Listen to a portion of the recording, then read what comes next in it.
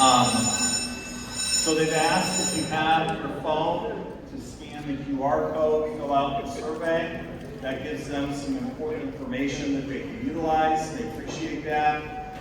If you have headphones on, just please take them off, put them in your lap so you can be able to pay attention to what information they have to say. Because again, this is life-changing information that we feel is really important. We want to make sure that you have access to it. Okay? So we appreciate your attentiveness and your patience. Everybody getting in here, filling in quickly and orderly. Appreciate that. We'll go ahead and get started. So this group is Fentanyl Fathers. They're going to tell you about their story and why they're here to speak to you today. So again, please give them your attention. Thank you. Dr. Russell, thanks so much. My name is Greg Swan, and I am a Detroiter, pulling for the Pistons tonight. And but I'm here on a sad mission today. I lost my son to this, and Mike here lost his son to this, and Jack here lost his brother to this. So, you know, we're real serious about getting the message out, and the reason we want to do it is because, you know, it's the worst thing to lose a kid. It carves your soul out. But if we can save somebody's life in here today who won't go near opioids or particularly unprescribed pill, it makes his passing worthwhile. At least somebody's life was saved. So we really hope to have an impact today. We're going to be, you know, around 45-ish, 50 minutes. We have any questions? Anybody's got any questions? I will reward you with a book we'll talk about. And we're going to get rocking here. We're going to hand this over to Michael Gillette. Thank you. Okay, a couple of housekeeping.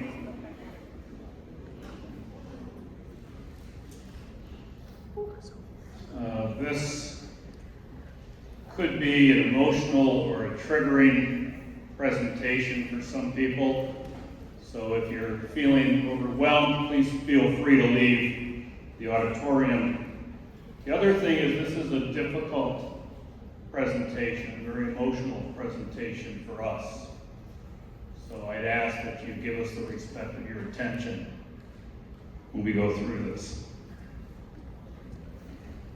I always start these presentations the same way. You're going to roll your eyes. You're going to say, okay, boomer. I'm good with that. But I truly believe the next 45 minutes could be the most important 45 minutes of your school year. So let's start with a number. I'm guessing 400 or 500 students in this auditorium. Let me share another number with you.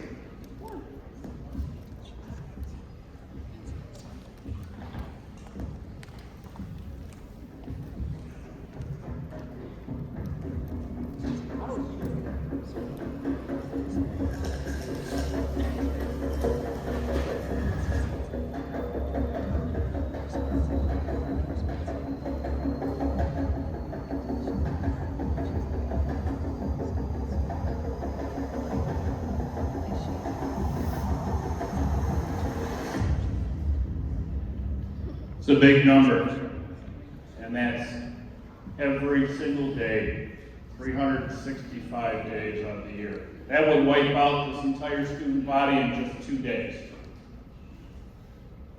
My name is Michael Gillette, and on January 27th, 2022, my wife and I found my oldest son, Brian, dead on his bedroom floor. Brian died of fentanyl poisoning. This is not unique to my family. It's not unique to Greg's family, to Jack's family. We lose over 70,000 people a year to overdoses, and the wide majority of those are from fentanyl poisoning. Most importantly, this age group, right in this room, you're the fastest growing age group to be impacted by this drug. So don't think that this is not going to be something that's going to cross your path, because it very well could be. Who are we? We are a group of bereaved parents. Each one of us, and there's many more than you see up on the stage, each one of us has lost a child to fentanyl poisoning. Each one of us is living the miserable life of a bereaved parent. We have one parent in our group who lost both of his boys on the same day, celebrating high school graduation. Let that sink in. So we're here to bring awareness. We're here to educate you on the dangers of fentanyl and counterfeit pills. If I'd known these things when my son was alive, if I had this conversation with him, then I probably wouldn't be here today. He'd still be alive. So we're going to bring that awareness to you. So please, pay attention and absorb what we give you today. Let's get started. Oh, why do we do it? Good question. I lost my son to fentanyl poisoning. That's the easy answer. But the real answer is right here in this room. I don't know anybody in this room, but what I do know is much like my son, each of you have plans, ambitions, goals in your life. And I'm here to tell you one mistake can change all that.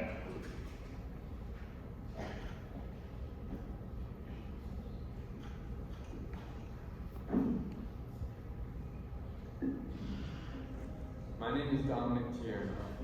Since I graduated high school in 2014, I've had the great honor of directing a number of documentary films about drugs and drug addiction. In the beginning of summer in 2020, I came across this article. A 14-year-old kid from a town I grew up in had died from what appeared to be a drug overdose. He's a smart, funny guy who, like many kids, was struggling with some anxiety issues and decided that he would turn to drugs to see if he could help himself with that. What happened was he went and bought this pill, this Oxycontin pill, from a guy he had known because he thought that pill might ease the pain of what he was going through mentally. Well, he didn't know it, but that Oxycontin pill wasn't a real Oxycontin pill. It was a fake pill. It looked just like the pill that he wanted to try, but instead of Oxycontin, it was made with fentanyl, a synthetic opioid known to be 50 to 100 times the strength of morphine. That one pill he took that night killed him almost instantly, and his mom found him dead in his bedroom the next morning. So then I go back to Google and I type in fentanyl deaths. I hit search, and then it all made sense. I saw another kid, and I saw high school students, college students, young adults, all recent, all over the country, all dead from fentanyl. And so I'm looking at that and I'm saying, these aren't just normal overdose deaths. These people think they're taking one drug, and turns out they're being killed. Why have we not heard about this?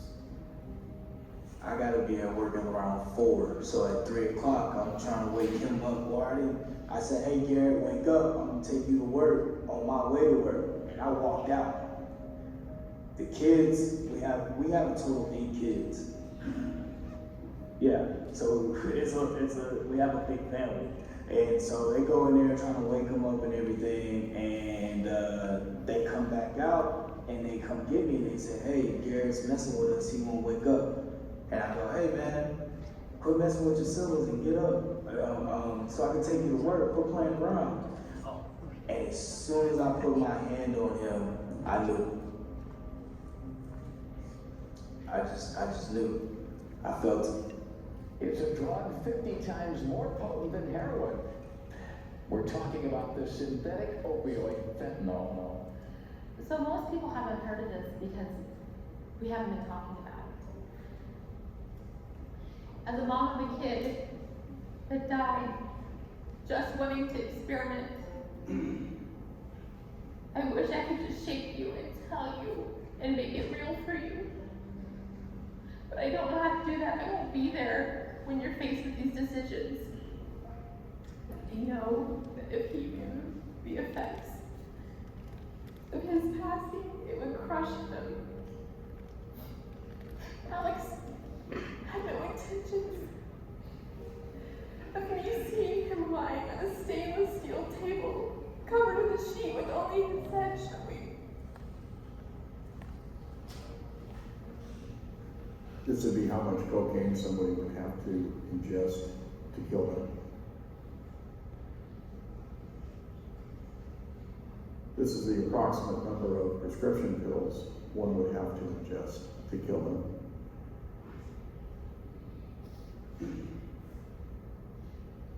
This is the amount of heroin the average person would have to ingest to kill them.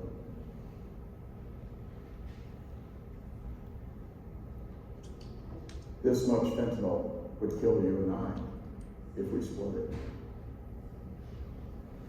They put fentanyl in cocaine. They put fentanyl in heroin. They put fentanyl, as we already know and talk about, into counterfeit pills. It's odorless, it's tasteless, you don't know it's there. And when you find out it's there, it's too late. You won't even know it. You'll be dead.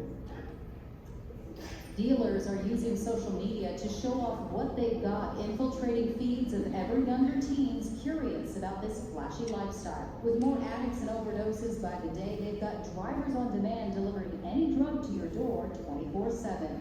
When Andron was 15, he did have a fentanyl poisoning where he was had to be resuscitated.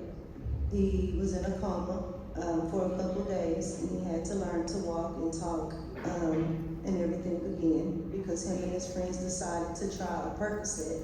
He took a Percocet that he didn't know had fentanyl in it, and February 11th, I got a call that he wasn't breathing, and all I remember is from that screaming, if they let me hug him, he'll come back to life. Of course, I'm deployed. I worked every day but Sunday. So I worked in a bunker actually, so no cell phone, no Wi-Fi coverage. So I noticed when I went to the chow hall, you know, my phone started going off like crazy. I'm getting all these messages, and I'm not understanding what's going on. Like, you know, they're all just saying, you need to call quick, you need to get in. From my wife, or say, hey, you've got to get home. But none of them were very clear on what was going on. And I think the first one that came through that was kind of explaining to me what was going on was the one from my 11-year-old son, Noah. And it simply just said, Dad, Rain's dead. About 8 o'clock in the morning, when I walked into his room, he was in a lying position facing up against the headboard with his hands over his chest. And I saw his eyes. He had a little blue on top of his lips. I screamed at the very top of my lungs. Daniel! Daniel! They called the paramedics. They carried him down the stairs and put him on the first floor. Started doing chest compressions. And then they took him to Los Angeles Children's Hospital where we were put in a waiting room. Later on that evening, a team of doctors came in. And they said that your boy is just a shell of a boy that he was before. He's not coming back. He was supposed to graduate from high school this year. If you love yourself, you respect yourself, you love life, you have a choice. Because it is between life or death. This is no joke. You can and will die.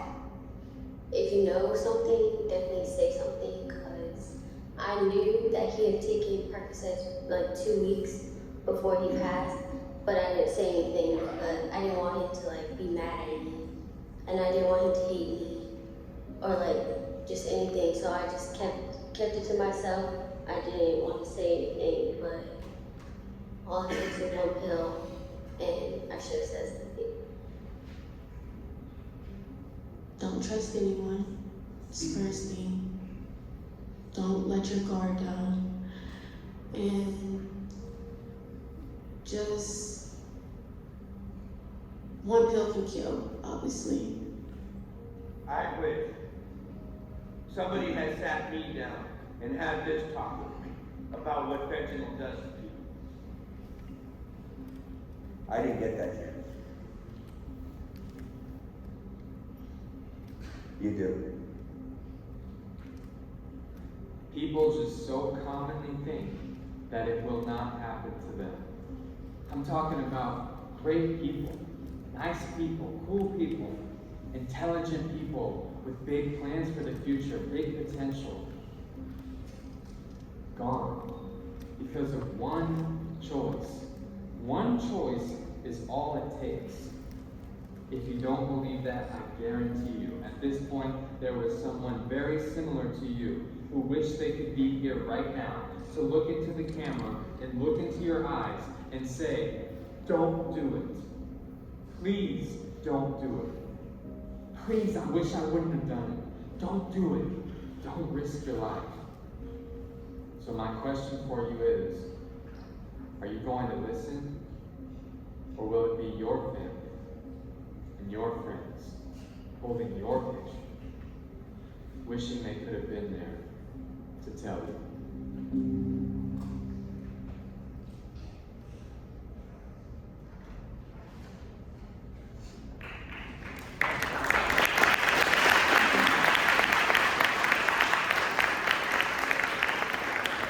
You guys are great, paying attention to that. Thanks so much. This is my son, Drew, the one we lost. The guy on the left in the middle picture is Jack, now older. I got a call from Jack at 12:30 at night. It was the second call. The first call went to our house phone, and the second one was my phone vibrating by my bed. My wife said, pick that up, it's bad news. 12:30 at night, second call. So I picked it up, and he was already in shock because he knew. He blurts into the phone, Dad, are you sitting down? I said, no, I'm sleeping. What's going on? Calm down. He goes, I need you to be sitting down right now. And I'm like, wow, what is wrong with you? So I sat up in bed and thought, wow, this is going to be bad. And I thought maybe Drew was in a car accident or something. I didn't know. I said, go ahead. He goes, Drew's dead. And at first I didn't believe him. I thought, see, I told him he shouldn't have gone. I could probably relapse, see what happens. And I'm thinking, wait a minute, dead, like gone? He confirmed that Drew was deceased. And he was discovered by a friend who had dropped him off the night before. I wish this friend had Narcan, and I wish this friend did this up into Drew's nose. Watch this. That's Narcan. I do that on stage so that you can realize it will not, there's no contraindications to it. But his friend didn't recognize the signs of an overdose that Drew was going through and dropped him off. And Drew walked into his place and he yelled out, his name was Rico, and he goes, Drew, are you sure you're okay? And Drew said, yeah, I'm fine. I just need to get my laptop. I just need to sleep this off. He had taken an unprescribed pill from his roommate. And that's the message. You heard that girl in the video. She said, don't trust anyone. Well, you got that right. People who want to share a pill with you, you cannot trust it. Even if they're a trusted friend, they didn't make it. And it comes from a bad source, and your odds of dying are better than the Pistons not making it to the next round of the playoffs. They're not good. Anyways, Drew, his passing, Drew Jack said, you gotta mourn the loss of my brother, mourn the loss of your son. And I started screaming bloody murder. I started telling God where I could go pounded, flipping off the heavens, dropping the F-bombs. And I was surprised I wasn't struck by lightning. And I went into a long period of depression. And the way I crawled out of it is advocating here. You can see Drew, good-looking guy. He was a model. He was a brilliant, smart student. Too smart for his own good, but he also had a big heart. If he saw anybody sitting alone at the lunch table, he'd go sit with that person. He wouldn't let anybody feel left out. And he was a state champion as a freshman in swimming, and he was also MVP of his tennis team on varsity as a freshman. So he had it going on as a runner-up for class president, life scout, all of it but he had a sports injury and he got addicted to opioids. But once the prescription for the painkillers from his shoulder, he broke his collarbone, ran out, he sought it illicitly. And that's where kids get into trouble. This is the fastest growing age group. This is a gal named Rain. Rain is precious to us because she teaches about fentanyl awareness, and her parents are a very big part of Fentanyl Fathers.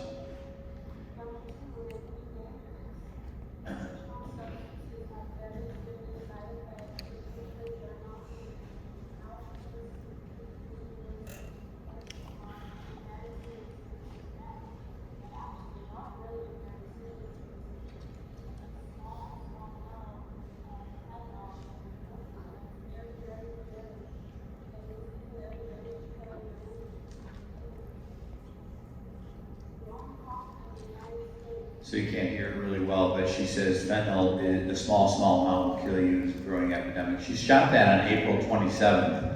1 month later, this is Rain. Rain obviously died. What killed her? 1 month later, it was fentanyl poisoning. How did she fall for that? She's teaching about it. How could she possibly, do you think any of us would fall for this? Like, we're out here teaching about it. She was sitting at a pool and somebody offered her a Xanax, say, hey, you want a Xanny? And she's like, a Xanax, a real Xanax? So she took it and she looked at it and it matched on her phone the last search she ever made. Does a real Xanax look like? And it was identical. And she thought, oh, it's a real one, okay. She took it and they found her, her parents are the saddest people that I've met, especially her mom. You saw her dad in the movie. I was on the channel and my son Noah said, Dad, Rain's dead. This is why we're talking to you about it. This is the 900-pound gorilla in the room in Michigan. Michigan was clipping along at about 3,000 deaths a year. It's a little bit under that now. We have the current 2025 stats. But if you take all drunk driving, childhood cancer, and Vietnam War, which was a 9-year war, add it all up, 70,000 deaths. That's less than the number that died last year by overdose, and that's the majority of that's driven by fentanyl. 70%. You know, that's like a sold-out Tiger or a Comerica Park, or not school or Tiger Stadium, Comerica Park, and a sold-out Little Caesars Arena. For the Piston game tonight, all dead. Our poster child, the most famous person who died from fentanyl is Prince, but there's a ton of celebrities that have died from this. So money and fame don't help you out. It's an equal opportunity killer. Mac Miller, maybe you watch Euphoria, a really popular show. He died of fentanyl overdose. And so I'm going to turn this over to Dr. Jack Swan. He's going to teach you about Narcan. All right, guys, thank you for your respect during the presentation and the testimonies. I know it's not easy for these guys to get up and talk and tell our stories, and we certainly don't want to be a downer on your day. The reason we share our stories is because we want you guys to be more aware of the epidemic that's affecting youth, especially in America, and then also give you resources on how to respond, because we need you guys to be part of the solution for this problem that's impacting you, impacting all Americans, and has likely touched many in this room. So today we're going to talk about how to recognize an overdose, the signs of that my brother was experiencing, and then also know how to respond in case you see these signs in a friend, a loved one, or somebody in your community. We also want to teach you guys about naloxone or Narcan, which you saw demonstrated up here on stage. How many of you have heard of naloxone? How about Narcan? More hands for Narcan. So they're the same substance. Naloxone is the medication name, Narcan is the brand name. And you guys will hear me use the terms kind of interchangeably during the presentation, but they have the same use. They both are the treatment of choice for reversing the effects of an opioid overdose. So we're going to teach you guys about how to use that, and we're also going to connect you guys with important community resources so you guys know where to get this in your own communities. So just to take a quick look at the numbers, back in 1999, we were losing less than 20,000 Americans to drug overdose. The year I lost my brother in 2013, we lost about 33,000 Americans to drug overdose, and this reached a peak between 2022 and 2023 when we were losing 110,000 Americans to drug overdose. Almost over triple the number that we were losing the year that I lost my brother. So this has been spiking up and up and up. It's slowly coming down, but fentanyl is still the driving force killing people today. And why are we talking to our youth or high school and middle schoolers? And that is the main drive and mission that we have as an organization, because there was this study that was published by the CDC back in 2022 that looked at adolescent populations, specifically between the ages of 10 and 19, and how this epidemic was impacting them. And they found that there was over 114% increase in adolescent overdose deaths in a 2-year period. And only about a third of those who died between the ages of 10 and 19 had any history of opioid use, yet 90% were dying from opioid overdose. So this is either a group of people who are experimenting with opioids for the first time, or they're taking a substance that they've taken in the past, or that they trust, or that they think is something else, and they're being exposed to an opioid like fentanyl accidentally. Fentanyl is a synthetic opioid. 2/3 also had a bystander present. That means a parent or a loved one in the same building as they were dying. And one of the conclusions of the article was that this is likely because there was no suspicion of any drug use going on in the home. So there was no concern that there was going to be an overdose. And about 1 in 4 had evidence of counterfeit pills, which we used Rain kind of as an example of. So what are counterfeit pills? These are pills that are made to look identical to real pills that pharmaceutical companies are distributing and that you may have gotten from a pharmacy or a doctor in the past, but people who are going to online sources and looking for this stuff through illicit means are being exposed to counterfeits, which are being mass-produced by criminal drug networks. These drug networks are using the same pill dyes and pill presses that real pharmaceutical companies are using, and these often contain fentanyl or methamphetamine. It's just fentanyl and pill filler. They use different derivatives for the pill filler. But these are being bought and sold anywhere that people buy and sell things. So social media, WhatsApp. There was a 13-year-old boy in Colorado who, as one example, got a wisdom tooth extraction. His dentist gave him a 2-day course of Percocet to take home. The boy finished his course. He was playing Call of Duty with a friend. He had his video game headset on. He said to his friend that he was still experiencing some tooth pain. So the friend said, I have a Percocet that I got from somebody that I can have Ubered to your door. So this 13-year-old said, that sounds good. I've taken the Percocet before. I trust it. Go ahead and Uber it to my house. So the Uber driver drops off a package with the Percocet that the friend got, and the young boy ran down from his bedroom, picked up the package from the front door. His parents were in the living room, ran back upstairs, took it, and his parents found him dead in his beanbag chair 2 hours later. Still with his video game headset on and the video game running. So that's just one example of how easily this is being distributed to youth in America.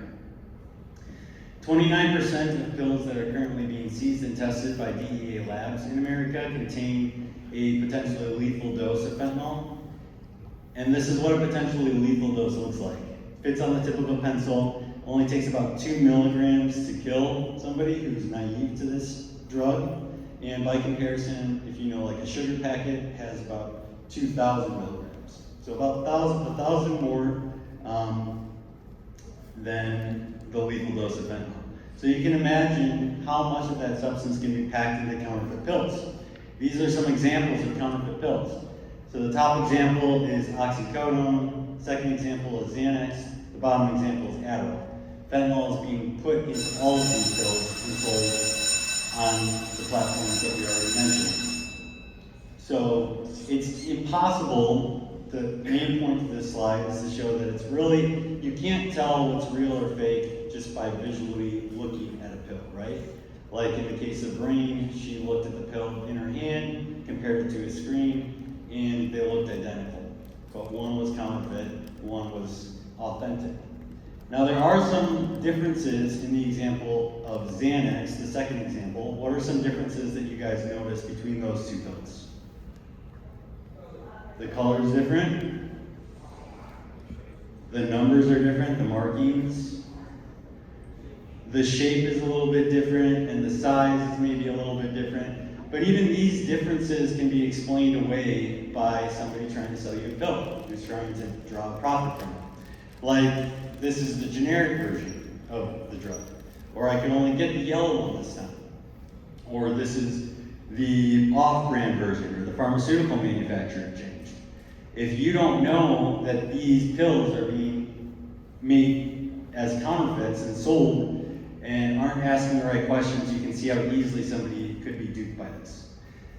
Fentanyl is a synthetic opioid, so it's made in a lab, or in this case, open air jungles and bathtubs, not in regulated ways that pharmaceutical companies make them. And it's 50 to 100 times more potent than anything else out there. 50 times more potent than heroin, 100 times more potent than morphine. And it's being put into pills like this, as well as oxycodone, Percocet, Vicodin, Xanax, stimulants like Adderall, and also being added to our street drug supplies, especially the powder drug supply, like cocaine, heroin, methamphetamine. So you can't trust anything that's on the streets today. Most of it is cut with fentanyl. So what is an opioid overdose, or how does it kill somebody? So we all have these opioid receptors in our brain because we all have a naturally occurring opioid in our body called endorphins. Have you guys heard of endorphins before? Endorphins, runner's high. So this is the molecule that's circulating when we like exercise or meditate. It kind of makes us feel good, and it has a numbing response. And because we get endorphins just naturally, we all have these opioid receptors all over our bodies. But especially the one that we're going to talk about is in our brain. And when we take a opioid medication, like the one that's prescribed after a wisdom tooth extraction or a surgery, we'll take that opioid, and that opioid molecule will circulate up to the brain and attach to these opioid molecules, or these receptor sites. And when they bind, it'll block the signal for pain from the brain to the site of injury, like the incision site after a surgery or a broken bone. But when we take too much of that substance, it will not only block that signal for pain, it will also block the signal for breath. So it won't allow our diaphragms to go down and allow oxygen into our lungs. So people who die from overdose die from lack of oxygen. It often looks like a drowning or an asphyxiation. Luckily, we have naloxone, or Narcan, which is the reversal agent of choice for dealing with this. And how naloxone works is these receptor sites actually have a stronger attraction for the naloxone molecule. So when naloxone is administered to somebody who may be overdosing, it'll cycle up to the brain, the receptor sites will see the naloxone molecule, it will release the opioid, and it will grab onto the naloxone molecule, allowing those signals for breath to resume. But it only lasts in the body for about 30 to 90 minutes, which is important to know because how long do you guys think opioids last in the body? Hours, some days. So upwards of 12 hours with extended release opioids. Some will have half-lives of 72 hours. So naloxone doesn't get rid of the opioid, it just displaces it. So when the naloxone wears out, there is a chance for the person to re-overdose. So whenever we give Narcan or naloxone, it's always important to monitor that person and always call 911 to make sure more of that medication is on the way. Now naloxone is going to be effective with all opioids, synthetic and naturally occurring. So that includes fentanyl, that includes heroin, Percocet, oxycodone, Vicodin, any codeine type or opioid-based medication. It's not going to have any effect on alcohol or benzos or any other drug class, just strictly opioids. So it'll work on any opioid, anytime. It could cause a sudden withdrawal, which can be very uncomfortable for the individual who gets it, if they're dependent on the opioids. It will have no psychoactive effects. It is non-addictive. You cannot overdose on naloxone. You can give it as many times as you need to until the person resumes breath or starts breathing. This is routinely used by emergency responders, EMS, and police officers in our community, so it's safe to use.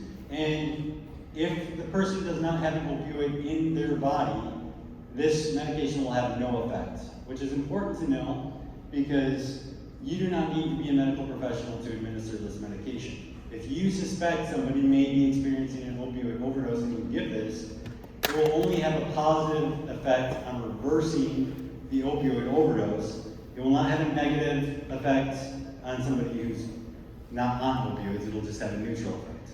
It's safe for infants, it's safe for children, it's safe for elderly, it's safe for you, for me, for a dog that may have gotten into something they didn't know that somebody left around the house.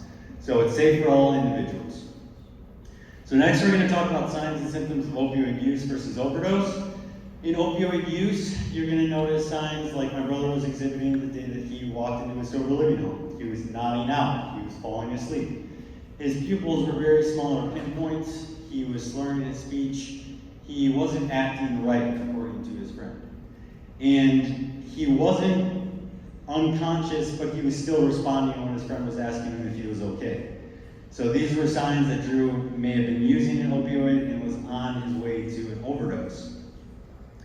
So some of these signs can be explained away. You know, if somebody's nodding out, falling asleep, or asleep in this auditorium, we're not going to administer naloxone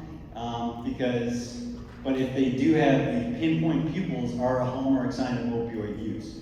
So it's normal for our pupils to react to light. When we go into the bright outdoors, our pupils are going to get small to protect the back of the eye from too much light exposure. When we're in a dark movie theater, the pupils are going to get big to allow more light exposure to hit the back of the eye so that we can see. But when we're on an opioid, our pupils are going to get small and they're going to stay small no matter what the light exposure.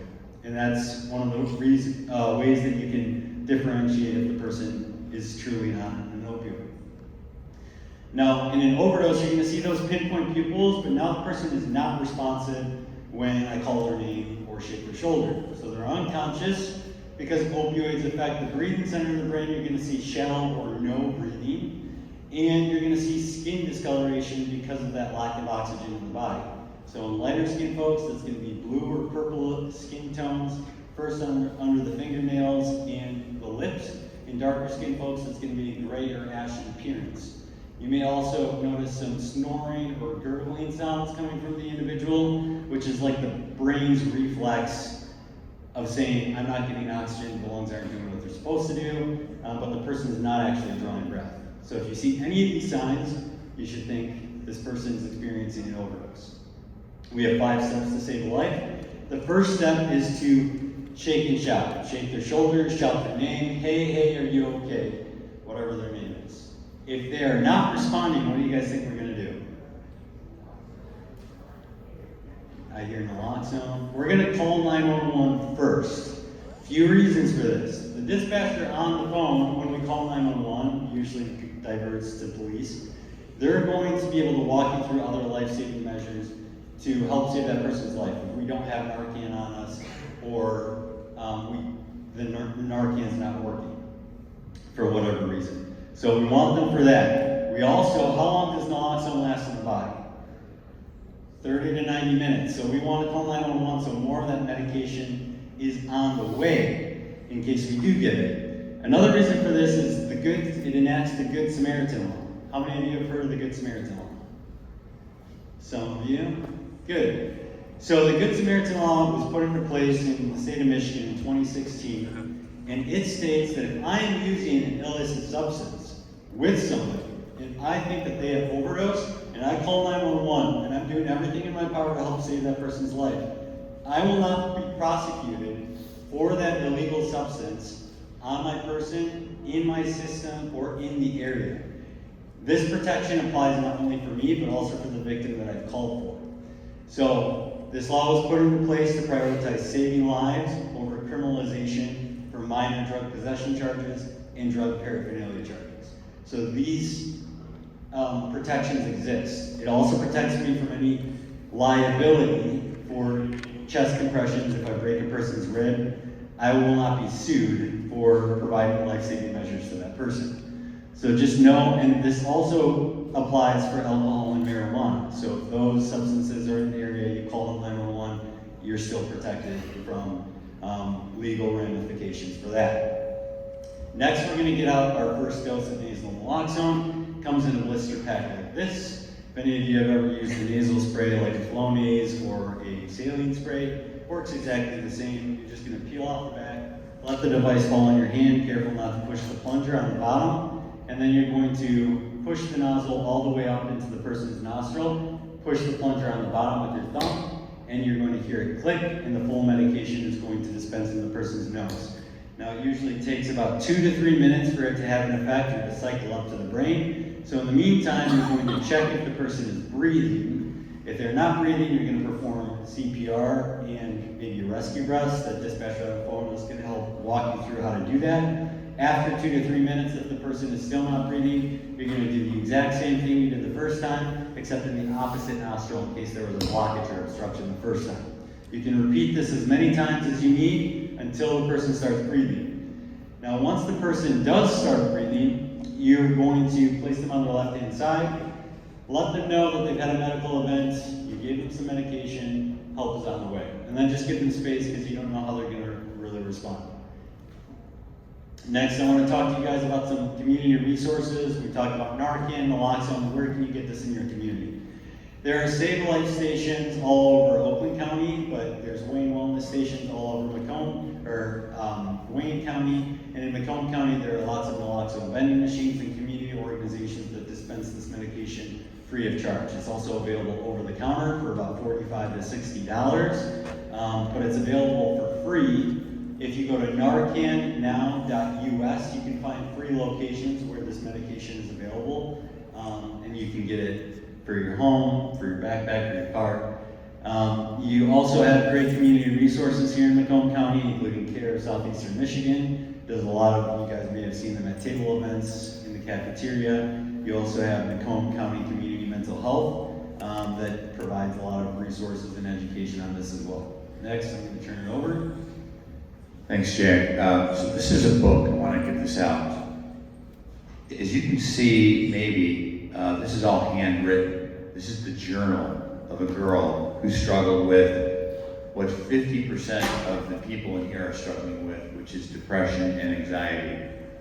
And she turned to drugs to deal with it, which is common. And we just want to let you know that, this isn't your grandpa's Woodstock weed anymore. The drug supply is tainted. It's got poison in it. And we want you to, we're not here to tell you how to live your life. We're just telling you one way to not get dead, basically. You can't fall for this. It's not an option. Percocet, Xanax, Adderall, Oxycontin ordered on Snapchat, you can assume will kill you dead like rain kills bugs. On this particular book, do we have the clicker? So on this particular book, this gal did not know, her best friend did not know she was struggling with depression and anxiety. She goes, I don't know if I'll survive, but if I don't, my mother has permission to publish my journal, which is, the whole high school career of this girl is on her journal. And I think you'll really relate to this book and be validated how you're feeling. This is a group that we're encouraging you to start a chapter in your school. It'll help you get into college, I believe. Your reason for joining SAFE may be sitting next to you right now. So if you're interested in helping us spread awareness, please DM us on Instagram or scan this QR code so that we can keep our generation safe.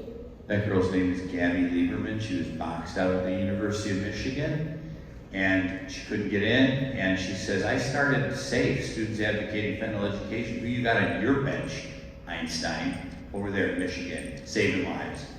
They not only welcomed her into school, they paid her to go there after she heard that. So if you start a SAFE chapter in your school, You can teach about where the naloxone is, you can show this movie in this auditorium, invite other schools, and you can practice here on stage 1001 Great Comebacks to Peer Pressure.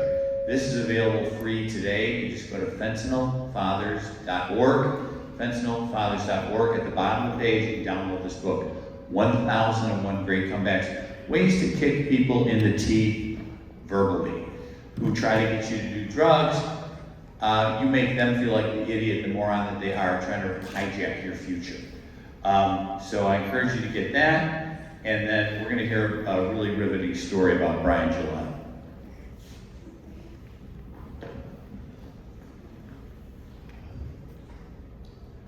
This is my son, Brian. This Friday is Brian's birthday. That's typically a day where him and I would spend the day on the golf course. We'd have a family dinner. My wife would shower him with gifts. It's not going to be the case this year. It hasn't been for 4 years. I'll find it difficult to get out of bed in the morning. My wife will be sobbing during the day. It's not a happy day in our household anymore. Brian was an amazing child. He was extremely caring. He was the kind of person that you could always rely on. You could call him at any time, and he would listen to you, and he would talk with you. He'd spend whatever time you needed.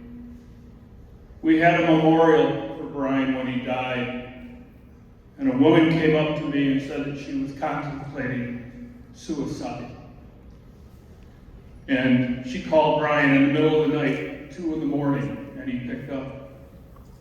And he listened to her, and he talked to her. He spent 3 hours with her on the phone until she had leveled off. And she threw her arms around me and said, "Your son saved my life. I wish I could have saved his," and she couldn't. And I couldn't. I've done over 100 presentations. And I always pay very close attention to the students. Are they listening? Are they sleeping? Are we connecting with them? And there's one thing I know without question, is the majority of you sitting in this room right now are thinking the same thing. This is never going to happen to me. I'm way too smart for this. This only happens to other people. And I want to share with you a true story about Brian. Brian lost a friend to fentanyl, and they had a memorial for him, and Brian went to the memorial, and he was staying with us that night. And when he came home, he was very upset. He was unapproachable. So my wife and I decided to give him some time before we talked to him. So the next day we sat down with him, and my wife said, "Brian, don't let this be your story." And Brian looked at her and said, "Don't worry, I'm way too smart for this. It's never going to happen to me." And then he looked at my wife and he said, "Mom, don't worry, I'm Superman." My son was Superman, and he died 10 days later. Nobody in this room is Superman. Nobody in this room is exempt from what this drug can do. One mistake will change everything. So we've talked a lot about you, how we can prepare you. But I want to talk a little bit about your family. And I want to start with the story of the last day of my son's life. My wife got a text from Brian, who was struggling. He said he needed to get some sleep. We were both alarmed by this. So we decided to go to his house, take him some groceries. We walked in his house, and I went right to the kitchen. And my wife went upstairs. And that's where she tripped over my son on his bedroom floor. Everything from that point on was a fog. Just total distress. I can't even remember what happened. But what I do remember is after they'd worked on my son for 45 minutes, the police officer came to me and said, "You need to get your wife out of here now." And I said, "Why?" He says, "Because the coroner's on his way, and you do not want your wife to see her son carried out in a body bag." My last image of my son is holding his body in my arms in his bedroom. His body was cold. There was no life in it. His lips were purple. His eyelids were purple. And in the background, I could hear my wife wailing in pain, screaming like I've never heard her scream before, at the realization she just lost her firstborn son. I see that image every day. It will never go away. I wake up to it every morning. You have no idea of the pain and the regret and the guilt that we live with. I couldn't even save my own son. Did I say the right things to him when he was alive? Did I tell him I loved him enough? Well, it's too late for me. But it's not too late for you.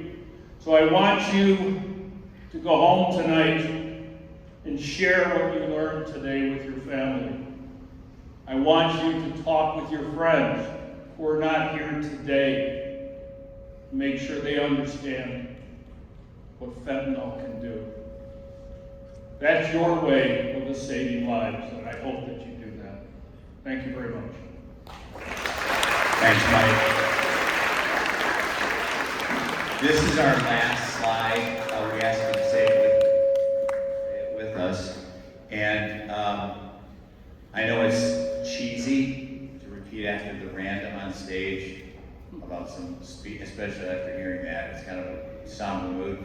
But we're asking you to say it for Brian, for Drew, for yourself, to hear yourself say that. And then I can graduate you as fentanyl-free, fentanyl certified. And then the first 4 questions, I'm going to give away a book. And that's today, but I'm going to ship in some books here just to get a kind of an idea. How many people want that free book? I'll send it in. Okay.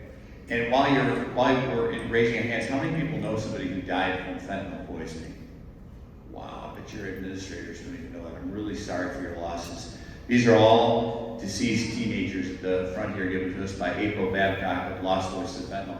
Check them out on your way out. We've got reams of these, all deceased teenagers.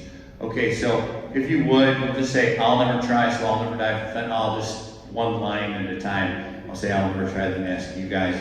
And we'll finish up, and then we'll see if we have any questions. All right, here we go. I'll never try. I'll never try. So I'll never die. I'll never die. From fentanyl. That's good. You guys are good. By the way, we're recording this, so that'll come out really clear. Who's got any questions? Yes, sir. What's your question? Can a person intentionally getting fentanyl for causing harm? Yeah, somebody just did some time for that. By the way, if you do distribute this, you're going to get, we're part of it, federal law, we helped get passed. You're going to do time, 10 to 20 years. But there's a motive to kill somebody. It's usually not it. This is a money motive. Did you want to comment on that? Yeah, for the most part, this is just, we want you guys to be aware of the counterfeit pills and how this is tainting the drug supply. There are obviously cases where people use fentanyl directly to do harm. A lot of the criminal drug networks will blackmail people, harm people by using this product to kill individuals who stand against them too. So they know that it kills. Another question? Right here? Right here? Is fentanyl the worst drug? Is fentanyl a worse drug?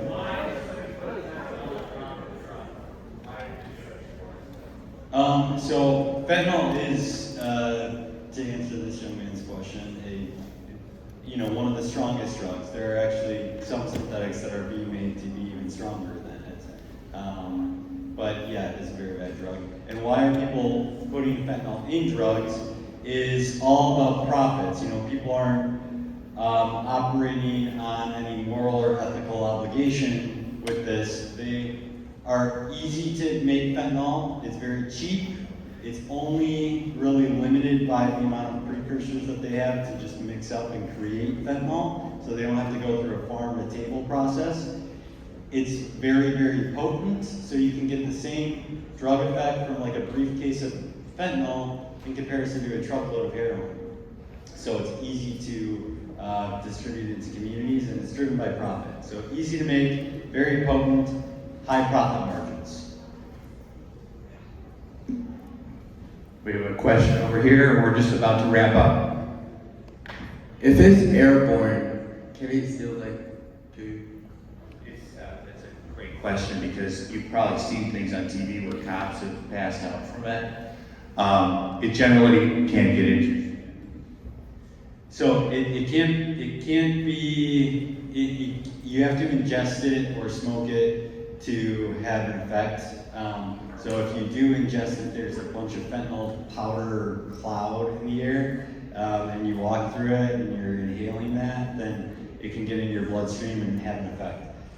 Most people who are exposed to fentanyl, they don't have this cloud of fentanyl around them. They've already ingested or absorbed that powder, and by just touching fentanyl, it can't pass through the skin unless it's on like something that specifically is meant to help absorb through the skin, like transdermal fentanyl patches that they use in hospital systems or with cancer patients.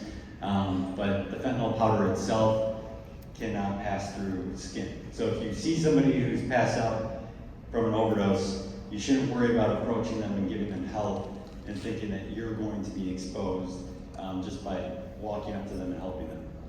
And last question, why do you think teens are dying so much with this? My answer would be that they don't have a clue. That's why we're here to give you the heads up. These people are playing you. And if you order it online, or any illicit drug, it's in the supplies, you're not aware. Now you're aware. I'm graduating you guys fentanyl free and fentanyl certified. You guys are experts now. You'll leave here as experts. Yeah, so it was mainly because when fentanyl came on the scene, the criminal drug networks are targeting teens through like social media wasn't a thing 20 years ago. These online platforms that are easily accessible, everybody has a device in their hands. And teens used to be in the age of experimenting with drugs. We actually know that teen drug use has gone down, but deaths have gone up because of the emergence of fentanyl and how it's kind of being targeted or presented to teens through social media, and people thinking that they can get anything online the same as they do from their doctor. So just that's how it was affecting teens more broadly. Speaking of doctor is going to close us out. You guys have been great. Thank you so much. We really appreciate you guys.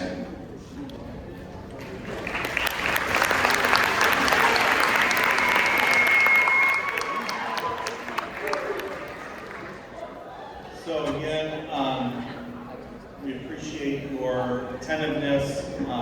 If there are some individuals that still have some questions that they really feel that they have to get answered, you can come forward, and we'll let you know when those books arrive. You can pick up on the office. All right, thank you guys, and you can head to your third hour.